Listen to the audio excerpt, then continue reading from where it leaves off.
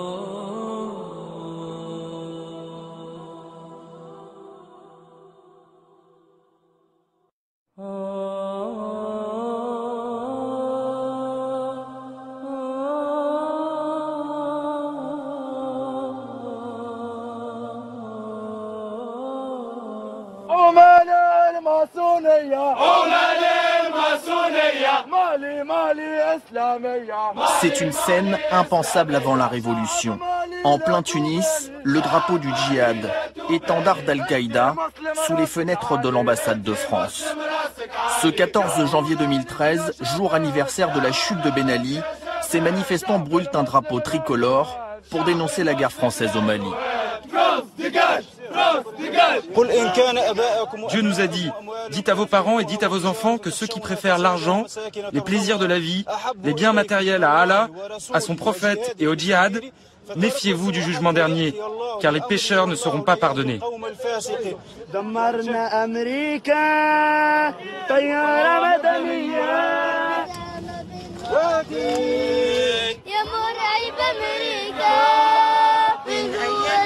Ces slogans, nouveaux en Tunisie, interpellent une passante rentrée d'exil après la chute de la dictature. Vous n'allez pas me refaire, me pousser à reprendre un autre passeport et repartir. Mais non, je veux là. Tout ça, c'est inhumain, monsieur. C'est inhumain. C'est inhumain. Vous ne représentez pas la Tunisie. Vous représentez un extrémisme. Deux visions à l'opposé. Dans une société où, depuis la Révolution, le courant salafiste djihadiste séduit de plus en plus. Ces jeunes chantent l'hymne d'Ansar al-Sharia, les partisans de la charia. C'est la principale organisation djihadiste en Tunisie, fondée 3 mois après la révolution par le cheikh Abou Ayad. Ancien combattant proche de Ben Laden en Afghanistan, Abou Ayad est aujourd'hui recherché par la police. Son but, instaurer le califat, un État islamique basé sur la charia, grâce à la prédication, à ce stade, pacifique.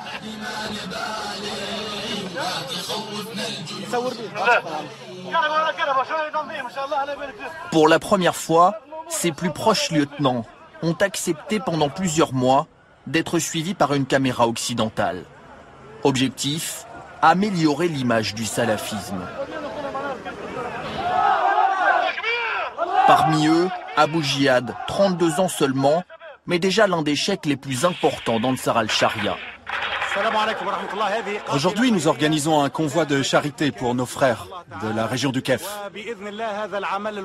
C'est un travail béni de dawa, c'est-à-dire de prédication comme Dieu nous l'a enseigné. Grâce à cela, Inch'Allah, le califat islamique sera instauré sur terre, que les autres le veuillent ou non. Aujourd'hui libre, Abou Jihad croupissait en prison avant la révolution, condamné comme des centaines de salafistes par la loi antiterroriste de Ben Ali. Mes chers frères, après les tortures, après la prison, c'est une occasion pour nous tous de repartir à zéro. C'est un nouveau départ en puissance pour l'amour de Dieu. Aujourd'hui, nous organisons un convoi de charité, certes, mais cela s'inscrit dans un cadre beaucoup plus large. Dans le cadre de l'instauration de la charia sur terre. C'est notre frère Sami qui dirige le convoi. Avant de faire quoi que ce soit, chaque frère doit lui demander son autorisation. À ses côtés, Sami Essid, un djihadiste bien connu des services secrets européens. Il faut rouler de façon bien ordonnée, c'est clair? On ne s'éparpille pas en route.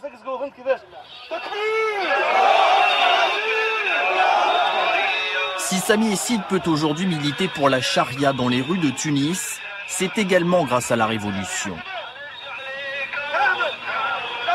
Sami Essid est un rescapé du djihad en Afghanistan, mais il fut aussi le chef d'une cellule proche d'Al-Qaïda en Italie. Soupçonné de préparer un attentat contre l'ambassade américaine de Rome en 2001, il est extradé en Tunisie et condamné à 115 années de prison. 10 ans plus tard, après la chute de Ben Ali, il est amnistié. On va aider les pauvres et les démunis. Eh les jeunes là-bas, avancez, allez, circulez. Drapeau djihadiste au vent, une vingtaine de véhicules chargés d'aide humanitaire quittent Tunis pour le nord-ouest du pays.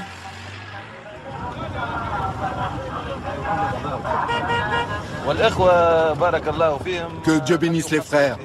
Ils ont bien répondu présent. Ils ont collecté de l'argent, des couvertures, de la nourriture, des médicaments. Et tout ce qui peut aider et servir dans la vie quotidienne. Lentement, la caravane s'enfonce vers des territoires abandonnés depuis des décennies par l'État tunisien.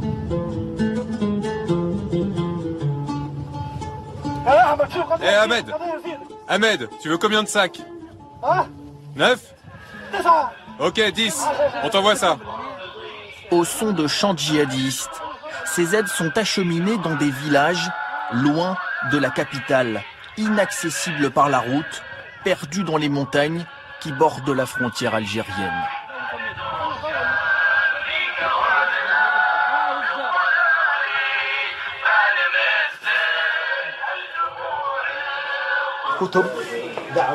On offre des aliments pour le corps, mais aussi pour l'esprit. Il y a aussi des livres de prédication, des livres pour expliquer le Coran. Mais il y a aussi des vêtements islamiques comme ce camis pour les hommes, ou une abaya pour que la femme se couvre intégralement avec. De quoi souffrez-vous ici? On n'a ni route, ni eau. Vous n'avez pas d'eau ici? Non, pas d'eau. Pas de route non plus? Non, pas de route. Et votre maison, elle résiste à la pluie au moins? Oui, mais pas très bien. Bon, est-ce qu'on peut voir votre intérieur sans rentrer dans les endroits intimes, bien sûr, parce qu'il y a les femmes. Laissez-moi vous expliquer ce qu'est Ansar el-Sharia. Nous sommes les partisans de l'islam. Nous voulons que la loi de Dieu soit appliquée sur cette terre. Excusez-moi du terme, vous êtes pauvres et faibles. Mais ce n'est pas grave, car c'est grâce à vous que Dieu va nous aider à réussir.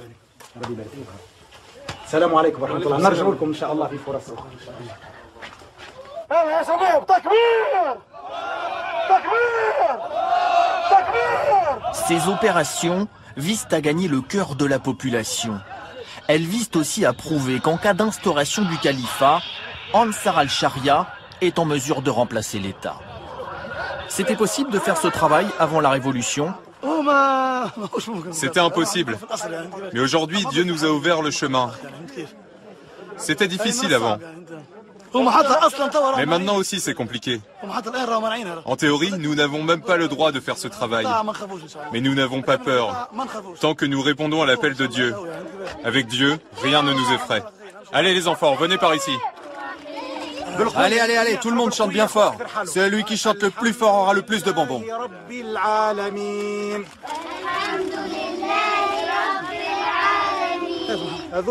Allez, donnez-leur beaucoup de bonbons, ils le méritent. La prochaine fois, on revient avec des cartons entiers, c'est promis. Allez, dis Dieu est grand.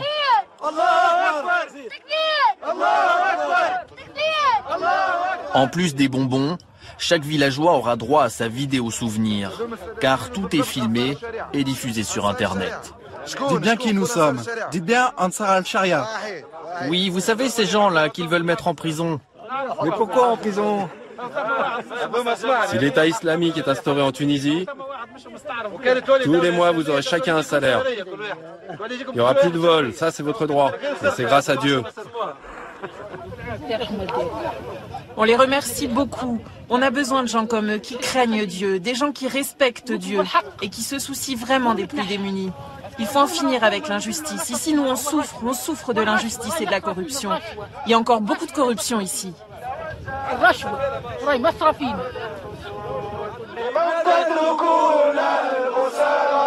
Pour instaurer son État islamique en Tunisie, Ansar al-Sharia mise officiellement sur des actions pacifiques. Mais derrière l'humanitaire et les chasubles oranges, le mouvement n'oublie pas ses valeurs fondamentales. Le djihad, la guerre sainte au nom de l'islam. Le djihad est un précepte oublié aujourd'hui.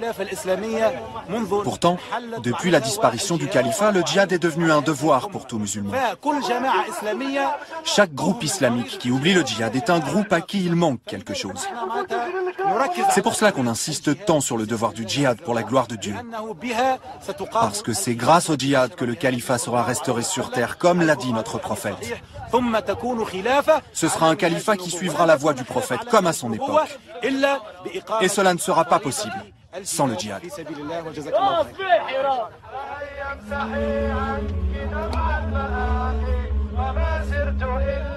Cette guerre sainte, défendue par Abu Jihad, certains de ces travailleurs humanitaires d'Ansar al-Sharia l'amènent actuellement en Syrie.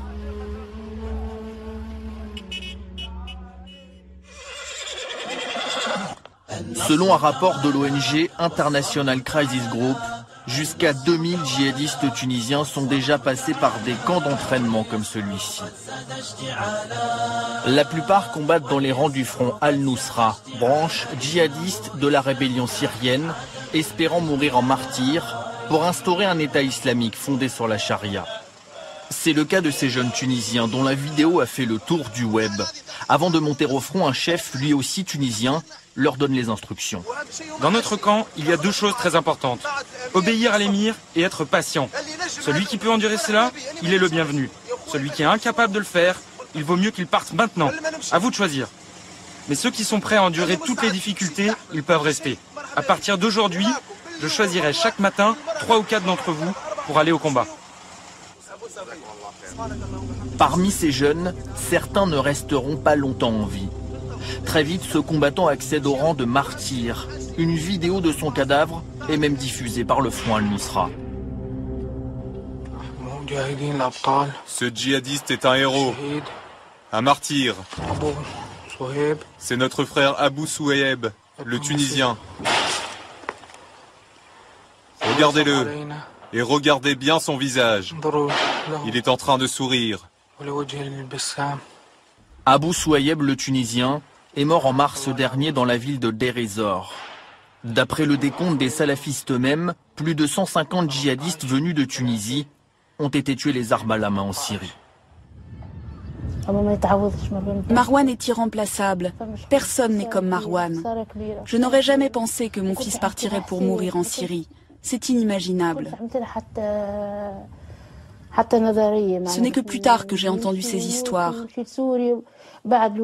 Après sa mort, ses amis sont venus m'expliquer qu'il avait juré de mourir uniquement en Syrie.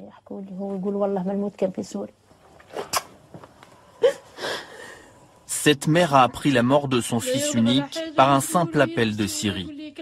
Au téléphone, un cheikh djihadiste la félicite et lui annonce la mort en martyr de Marwan, 25 ans. Pendant des mois, Marwan s'est d'abord entraîné dans des camps en Libye, avant de prendre l'avion pour la Turquie, rejoindre les djihadistes de la rébellion syrienne. Je suis comme tout parent. D'un côté, je suis triste parce que j'ai perdu un fils, la prunelle de mes yeux, celui sur qui je pouvais compter dans la vie. Mais en même temps, je suis fière de lui, parce qu'il est mort pour une juste cause, un peu comme s'il était intervenu pour empêcher un père de battre ses enfants.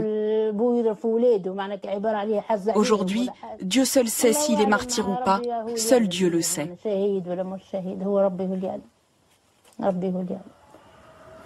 Dans ce quartier pauvre de Tunis, d'autres mères sont sans nouvelles de leur fils. Marwan en Syrie était parti avec un copain de quartier. Les deux familles voisines se voient presque tous les jours. Aux dernières nouvelles, l'ami de Marwan était seulement blessé.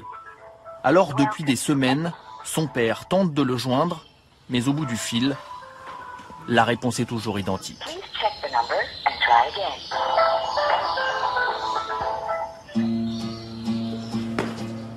La Tunisie n'a pas encore été décrétée terre de djihad. Pourtant, les violences s'y multiplient. La plus symbolique en septembre à Tunis, l'attaque de l'ambassade américaine. Ce jour-là, des centaines de manifestants protestent à l'appel des chefs djihadistes contre un film anti-islam américain diffusé sur Internet. Très vite, la police est submergée. Les manifestants donnent alors l'assaut sur l'ambassade. L'Amérique est humiliée, sa bannière étoilée descendue, remplacée par le fanion du djihad. Les salafistes viennent de montrer leur force et crient victoire. Voilà ce à quoi appelait Al-Qaïda et le Cheikh Oussama, il y a 10 ans avec une poignée d'hommes dans les montagnes. Aujourd'hui, c'est le programme de toute la nation islamique. Aujourd'hui, nous sommes tous Oussama. Nous sommes tous Al-Qaïda. Désormais, il n'y a plus aucun obstacle pour instaurer le califat. 3 jours après la mort de l'ambassadeur américain en Libye, Tunis, sous la pression de Washington paniqué, envoie l'armée, les forces spéciales et même sa garde présidentielle. Après 5 heures d'affrontement, 4 manifestants sont tués et une centaine interpellés. Quelques jours plus tard, le gouvernement à majorité islamiste lance une vague de répression dans les milieux salafistes.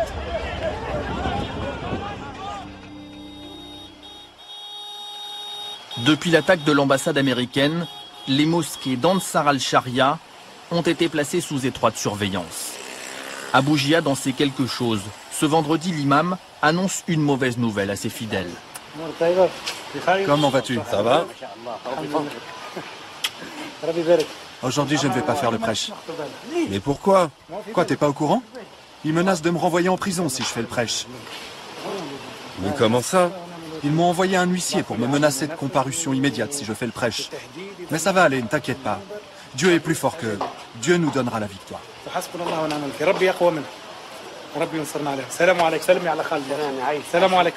Pour occuper cette mosquée d'un quartier aisé de Tunis, il y a 1 an avec ses hommes, Abou Jihad a expulsé par la force l'imam précédent, nommé sous Ben Ali. Depuis, le gouvernement, pourtant dominé par les islamistes d'Ennahda, tente de lui confisquer les clés. C'est un avertissement pour m'interdire de prêcher le vendredi. Sinon, ils vont me poursuivre en justice. Ils me menacent de prison si je fais le prêche aujourd'hui. Tout ça pour des raisons politiques.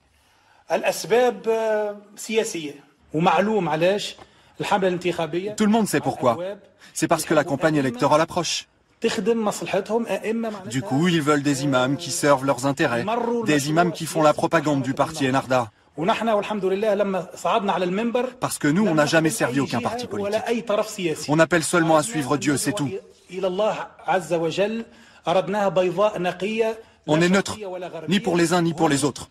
Alors ils essaient de nous écarter des mosquées. Selon les autorités, le drapeau du djihad flotte aujourd'hui sur environ 500 des 5000 mosquées tunisiennes. En toute illégalité, mais bien souvent avec le soutien des fidèles. Menacé par la justice, Abou Jihad laissera donc un autre imam que lui mener le prêche. Le cheikh sait parfaitement que sa mosquée est également fréquentée par les services secrets. Regarde-le lui là. Est-ce qu'il est venu te voir?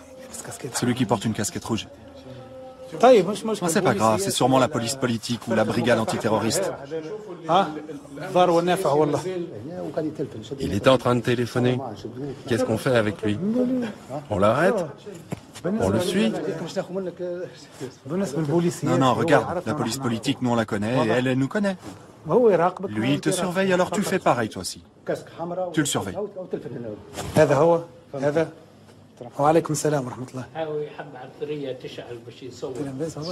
Autorité religieuse très respectée, Abou Jihad est consulté sur tout type de questions. Problèmes de couple, troubles psychologiques ou conflits de voisinage. C'est d'ailleurs à ce sujet que cet homme lui demande de venir chez lui pour trancher un différend. Ouais, c'est d'accord, pas de problème. Je vais venir avec toi, je te dirai ce que prévoit la charia dans un cas comme ça.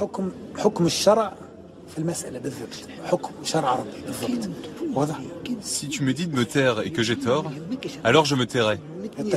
Dans tous les cas, je serai satisfaite de ta décision. Ok, passe me voir lundi, prends mon numéro, tu m'appelles et on ira ensemble. En Tunisie, le gouvernement actuel est dominé par Ennahda.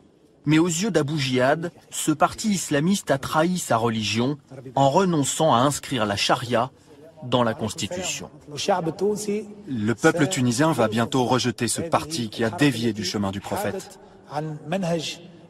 Celui qui tue des musulmans et qui met des musulmans en prison, sa fin est proche. Eux, ils ont peur de la charia. Mais la charia sera appliquée. Nous, nous allons appliquer la charia et nous allons résister car nous n'avons pas peur de la prison. La confrontation ne nous effraie pas non plus. Nous sommes un peuple qui s'est offert à Dieu. Nous n'avions pas peur de Ben Ali avant. Alors ce n'est pas aujourd'hui que nous allons vivre dans la crainte. La charia sera appliquée, même s'il faut marcher sur nos cadavres pour ça.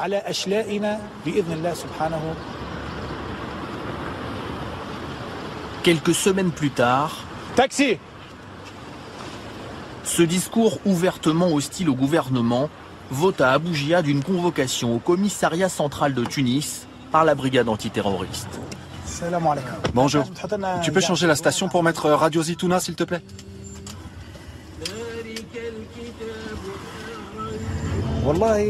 Dieu seul sait pourquoi ils m'ont convoqué.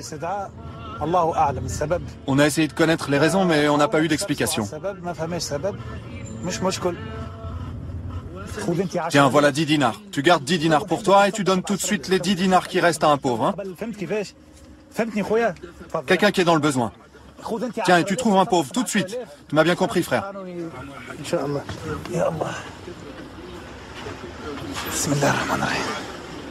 À l'extérieur, la police attend déjà Abou Jihad pour surveiller son arrivée.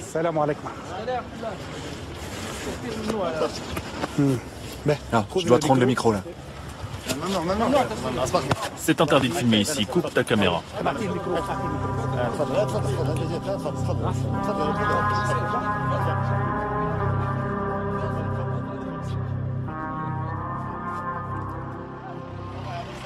Deux heures plus tard, Abou Jihad ressort libre et visiblement très détendu de son interrogatoire.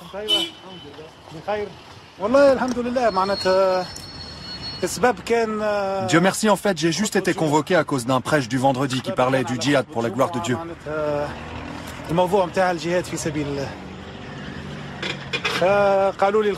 Ils m'ont dit qu'il y a des choses interdites dans la loi tunisienne, comme par exemple l'incitation au djihad.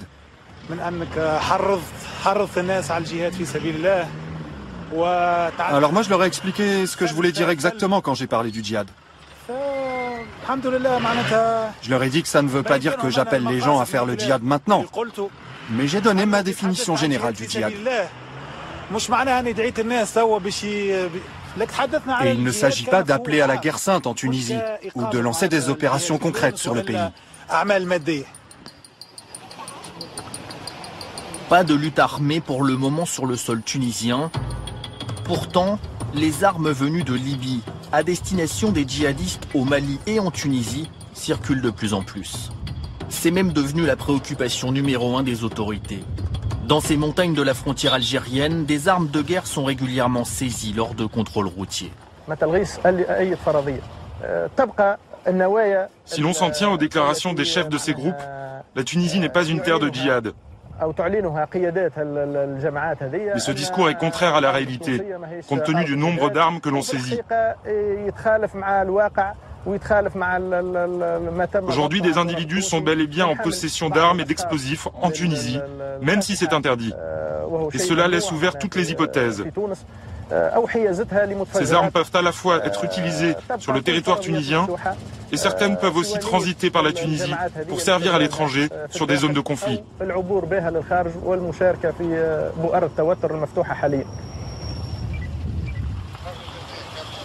En décembre, près de ce dernier poste avancé sur la frontière algérienne, la garde nationale a même démantelé un campement d'une trentaine de djihadistes tunisiens armés liés à Al-Qaïda au Maghreb islamique. Depuis, dans ces maquis du nord-ouest tunisien, les accrochages entre djihadistes armés et garde nationale sont réguliers.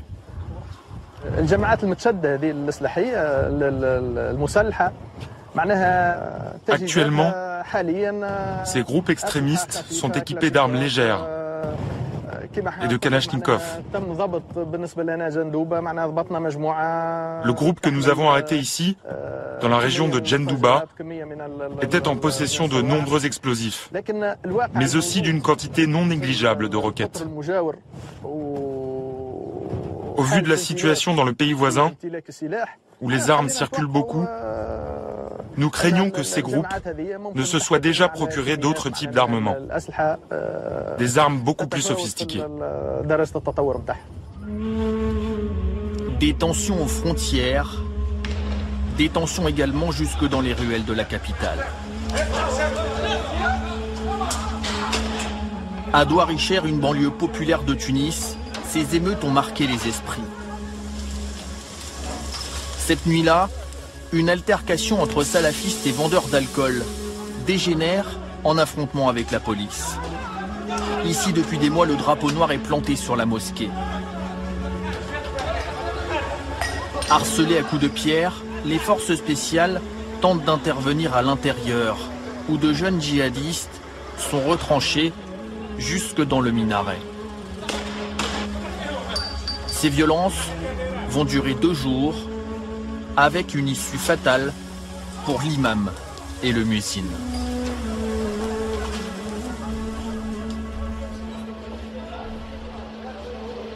Le lendemain, c'est à la morgue de Tunis que les fidèles de Douaricher viennent chercher la dépouille de leur imam.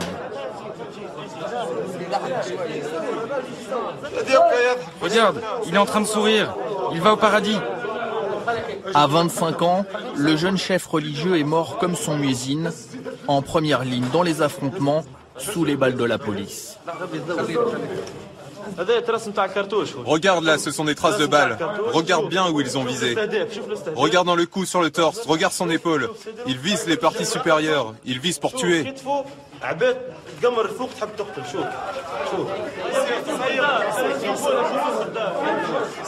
Sous Ben Ali, aucun salafiste n'a été tué par la police. Alors la mort de l'imam est perçue par ses proches comme une déclaration de guerre d'Ennahda, le parti au pouvoir. Que veux-tu que je te dise? Ce sont des criminels, ce sont des assassins. Aujourd'hui, dans un pays musulman, on tue des musulmans à cause de leur foi.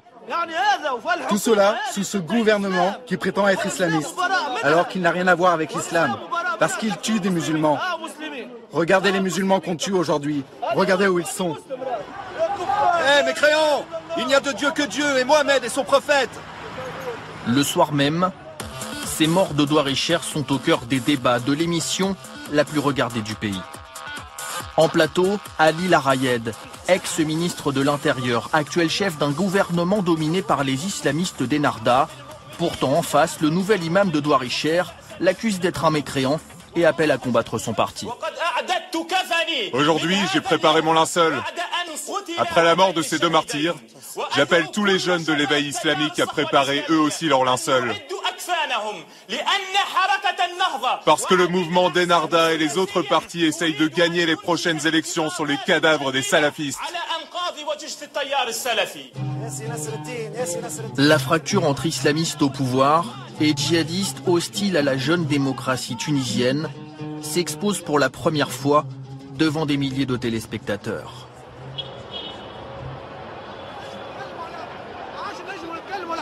Ces violences de Douarichère ont aussi déclenché une autre réaction, cette fois devant le ministère de l'Intérieur. Du jamais vu en Tunisie, une manifestation de l'ancien bras armé de la dictature. Ces policiers se plaignent de la passivité de leur ministre islamiste vis-à-vis des salafistes. Ces groupes sont en train de se multiplier. Ils sont en train de se renforcer et ce n'est pas dans notre intérêt. Tous nos rapports disent qu'ils gagnent du terrain. Il faut les éliminer le plus tôt possible. On en a les moyens. Je parle bien sûr des salafistes.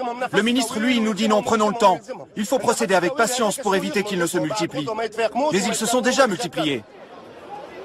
Cette police, autrefois toute puissante, aujourd'hui déboussolée. Tout au long de la dictature, sa mission était de surveiller, réprimer des islamistes, aujourd'hui à la tête de l'État.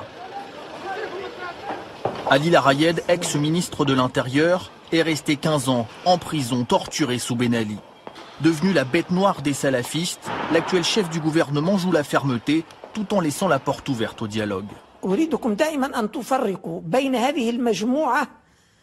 Il faut bien faire la distinction entre les groupes minoritaires qui veulent imposer leur idéologie par la violence et le salafisme, qui lui concerne la sphère privée, individuelle, avec une vision personnelle, non prosélyte de la religion.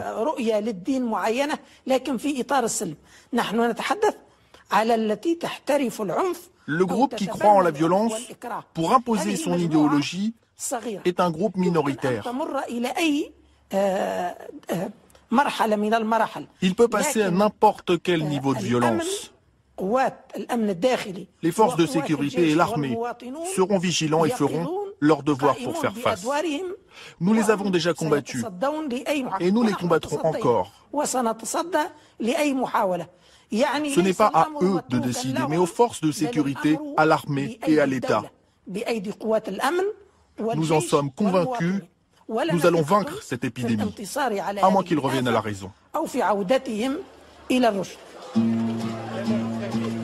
Depuis l'arrivée au pouvoir des islamistes, 12 salafistes ont été tués dans des violences avec la police. 2 autres sont morts en prison après des grèves de la faim. C'est le cas de Mohamed Barti, un des visages du djihadisme en Tunisie, leader de la contestation étudiante pour légaliser le voile intégral à l'université. Incarcéré après l'attaque de l'ambassade américaine, il est mort après 57 jours sans s'alimenter. Contrairement à la tradition tunisienne, son visage reste découvert, car aux yeux de ses frères salafistes, Mohamed Barti est mort en martyr de l'islam.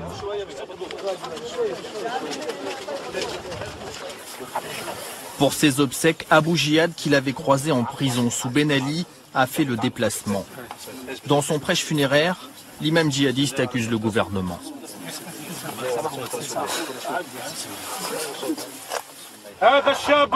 Ils ont sacrifié la vie de ce jeune croyant pour l'Amérique.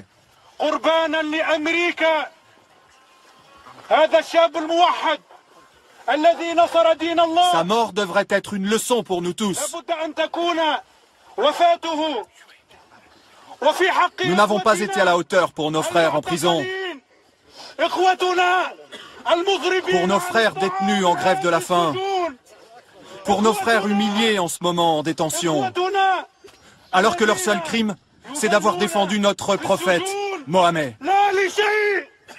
Paix et salut sur lui. Paix et salut sur lui.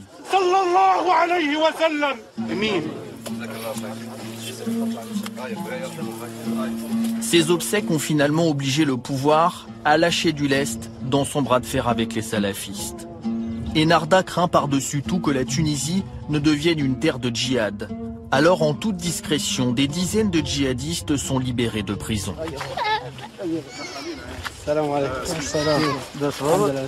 Ce dimanche matin, c'est Abou Ayoub, connu pour ses prêches virulents contre les artistes et les médias tunisiens, qui retrouve ses enfants après 4 mois de détention. Ce prédicateur avait pourtant été condamné à 1 an d'incarcération après l'attaque de l'ambassade américaine.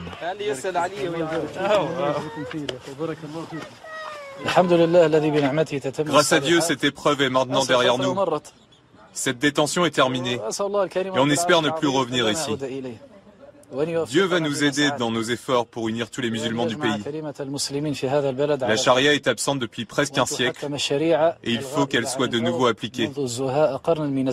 La charia, c'est notre but, c'est notre demande. On espère que Dieu nous aidera dans cette mission. Avec ces libérations destinées à apaiser les tensions, le gouvernement espère, s'il n'est pas déjà trop tard, éviter que les djihadistes ne franchissent...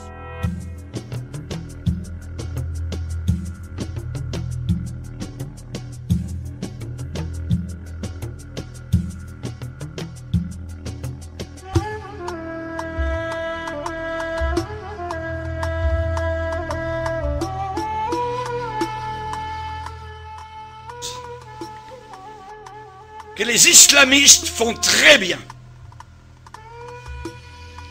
Actuellement, les chrétiens d'Égypte bénissent le Seigneur pour l'État islamiste.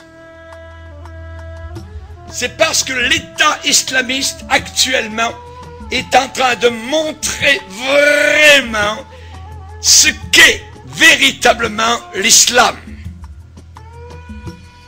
Comme cela, les chrétiens se différencient totalement de l'islam. Ils montrent leur vrai jour, véritable jour. Religion de haine, un islamiste, il vit dans la peur, continuellement. On peut lui couper la tête, on peut lui couper les mains au nom de son Dieu Allah, qui est un faux Dieu, qui est un démon. Il se regarde le visage dans le miroir, il a peur. Il ne sait pas. Quand il prie, qu'il se met à genoux, il a peur. Il vit dans la peur. Nous les chrétiens, nous sommes véritablement la religion de paix, la religion d'amour. Nous pardonnons. Nous pardonnons. L'islam ne pardonne pas. C'est une religion de vengeance. Le secret d'une vie paisible. Une vie paisible. Nous les chrétiens, nous ne sommes pas des contentieux, nous ne sommes pas des gens de guerre, des gens de troubles. Nous sommes des gens de paix. Nous ne tuons personne, voyez. Nous ne prenons pas les armes. Nous ne sommes pas armés de couteaux pour tuer au nom de notre Dieu, voyez. Nous ne mettons pas des ceintures d'explosifs autour de nous pour faire du mal, voyez, et pour qu'ensuite, si nous mourons dans l'explosion, nos parents, évidemment, se réjouissent de notre mort, parce que maintenant, nous sommes avec des vierges dans des ébats sexuels éternels, là-haut, dans ce paradis de fous, voyez. Non, nous ne sommes pas du tout de cette race-là. Nous avons, nous, le secret d'une vie paisible, l'éternel. Pas Allah, l'éternel. Le nom de Dieu, c'est l'éternel. Ce n'est pas Allah. l'Éternel est mon berger, je ne manquerai de rien. Dans les locaux de ce journal, Charlie, eh bien, il y avait un homme du gouvernement français qui déclarait en disant, eh bien, ces gens-là tuent. Et d'autres, sur le panel, étaient en train de déclarer, oui, mais on peut avoir des, je dirais, des gens fanatiques dans d'autres religions, parmi les bouddhistes, parmi les chrétiens, les catholiques, tout ça. Mais l'autre, répondant sur le panel en disant, mais oui, mais ceux qui se disent chrétiens ne tuent jamais. Ils ne tuent pas. Ils peuvent être têtus, ils peuvent croire à toutes sortes de folies, mais tandis que les islamistes tuent au nom de leur Dieu, au nom de Allah. Nous, chrétiens, nous avons une façon de vivre. Et lorsque des musulmans lisent la Bible, ce qui leur est interdit normalement, arrive à Matthieu chapitre 5 où Jésus dit « Aimez vos ennemis, priez pour ceux qui vous haïssent. » Le musulman est totalement étonné devant ce que Jésus demande. Parce que dans son livre à lui, nous le verrons durant la conférence, la fameuse conférence, et elle va être sur Internet, ça s'appelle le Coran et le Christ. Ceux qui nous écoutent actuellement peuvent aller voir donc sur Internet le Coran et le Christ, et vous allez voir donc ce que le Coran déclare et ce que la Bible déclare. Si vous descendez dans le Coran, vous descendez dans un enfer. Quand vous lisez la Bible, vous prenez une bouteille d'oxygène céleste, de pardon, de libération, voyez. Alors que l'intégrisme islamiste, eh bien, assujettit les peuples entiers sous la férule des démons et de Satan.